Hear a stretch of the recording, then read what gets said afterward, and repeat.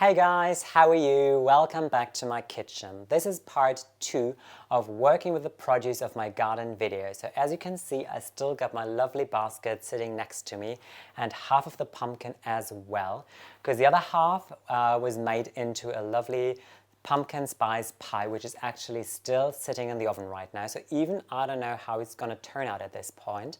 I can just tell you, the scent is amazing. The entire house starts smelling like all the spices, which is really lovely.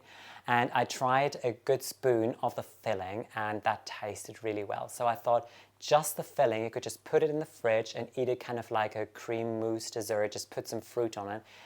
That would be just an amazing dessert on itself. But let's see, I'm really intrigued on how the pie is going to turn out. Anyways, today I will use the second half of the pumpkin.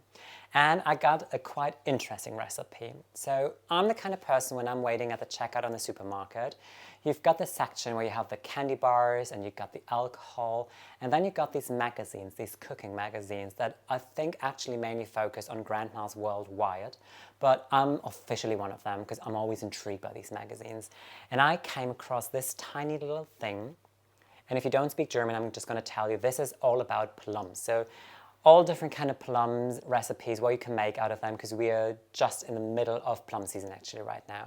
And as I was standing there and browsing through the magazine, I found one recipe that was pumpkin and plum jam. And I was like, that's it. I've got a lot of pumpkins. We're growing plums in the garden. That's it. So what I'm going to do today is a lovely jam with you guys. So I got the pumpkin here and I picked some of the plums from the garden. They're really fresh and juicy. I tried 2 when I was still picking them, so they're really good. One thing, they are fresh from the garden, so we don't spray up anything. So don't just bite into them. So always just crack them open and see, because here at least half of them got worms inside. So if you just take a bite of them, you might end up with a lovely protein surprise in it, and you just don't want that. Just in case if I don't have enough of our homegrown plums, I went to the supermarket and bought some more actually. So just in case. I don't want to use them because I really want this to be an entire homegrown produce from the garden video, but if I run out of plums, I have a little backup here. As you can see, I still prepared all of the other ingredients as I did in my previous video. So one of the most important things, of course, is the sugar when you're making any kind of marmalade, jam, preserve, whatever. This is a special sugar that you use for making jam because it just gives it the right texture basically.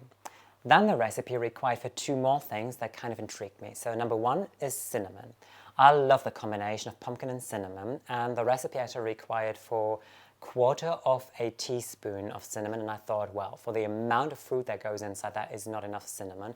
So I'm going to put an entire teaspoon inside because I love cinnamon and I think it's just like a lovely taste, and I think it's going to work really well if you have a fresh bun or something with this jam on it and then you have the cinnamon taste. This is going to be delicious. Then the recipe actually required for amaretto, but since we are in Poland, I thought I want to use something that is a little more on brand maybe. So I bought this vodka that is flavored with quince. So vodka flavored with fruit or with nut is quite a typical thing for Poland, and I think the quince actually will work really well in combination with a pumpkin and with a plum, so I'm really excited to use it. If you are making this for kids, of course you should not use the alcohol, so you could just substitute it with any kind of like interesting juice, for example, maybe even a plum juice or something. Just think outside the box what could be interesting for it. So how the recipe works actually, kind of similar how I started with the pie, is the first thing I'm going to do, I will remove the entire inside from the pumpkin, which is kind of like all the seeds and all of the mushy parts. So I'm just use a tablespoon and just scoop it out, and off it goes onto the compost heap. And the rest I'm just going to chop up into tiny pieces, which I'm going to put in a pot with a little bit of water and let it boil for about 10 to 15 minutes. Then the plums, I'm going to put them in half, check if there are any worms inside. Also, I could actually keep them in halves then, because what happens when the pumpkin is ready and tender, you put the amount of plums to the pumpkin and then you make a puree out of it. After that, you will add the sugar and then you put it back onto your stove and heat it up for another 3 minutes. So really let it boil for 3 minutes, because only then the jam gets the right texture. After those 3 minutes, take it off the heat again. Then I'm going to add the cinnamon and the alcohol, mix it all together really well. And then I'm going to fill it up into glasses that I'm going to sanitize, of course. So yeah, let's start. I'm excited.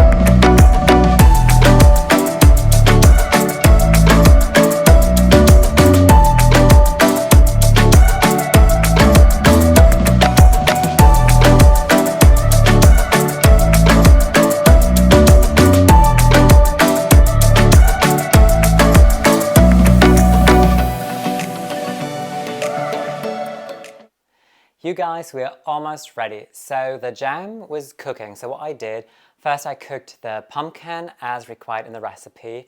Then I pureed the pumpkin. Then I put the plums on top of it, pureed some of them because I thought it might be nice if you still have like some bigger chunks of a plum in there. I let it boil for 3 minutes together with the sugar.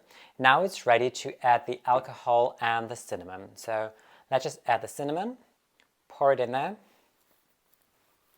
And then the alcohol, it required 2 tablespoons, but I think I'm just gonna wing it a little bit now. 1, 2, 2. You want to taste maybe a little bit of it.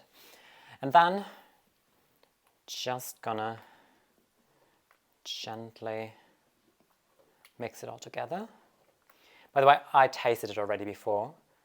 And so far it was tasting really good. Like the combination of the plum and the pumpkin is really nice. I thought it was like, that was good.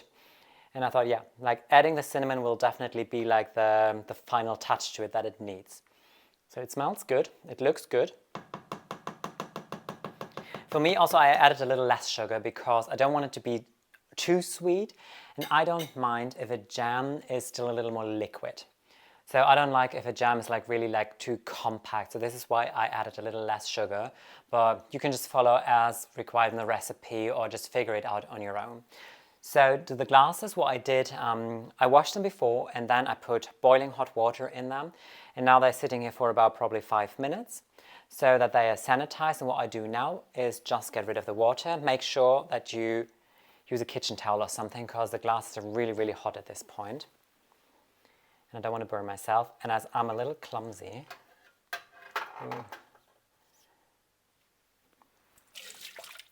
okay, that was easy. So just like that. And then all I'm going to do is just scoop the jam inside. This is going to be a mess anyways, I can tell you, but whatever. I'm going to clean the kitchen in a second. I think I got a little too many glasses though, but always better to have too many glasses than like prepare more glasses because you need to fill the jam in when it's still really nice and hot. Because only like that you can make sure that it's going to store really well for a good amount of time. Okay, that is good. It's almost full. So what I'm going to do now is just like close it. Okay, now I need to use this ugly color thing, but otherwise I don't want to ruin my kitchen towel.